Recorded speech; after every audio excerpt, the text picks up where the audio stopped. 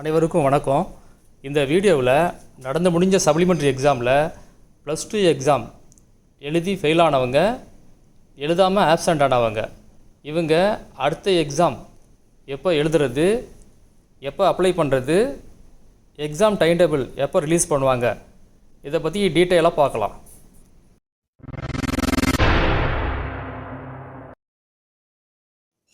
முதல்ல எக்ஸாம் எப்போன்னு பார்க்கலாம். 2025 மார்ச் ஏப்ரலில் நடக்கிற பப்ளிக் எக்ஸாம் தான் நீங்கள் எழுத போகிற எக்ஸாம்.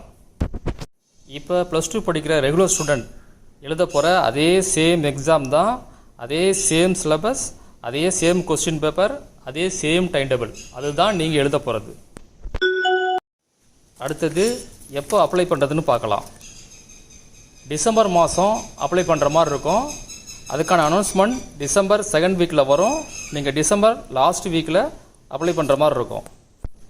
எங்கே அப்ளை பண்ணுறது, அப்ளை பண்ண என்ன டாக்குமெண்ட் வேணும், ஃபீஸ் எவ்வளவு, இந்த டீட்டெயிலாம் நான் அப்ளை பண்ணும்போது உங்களுக்கு இன்ஃபார்ம் பண்ணுறேன்.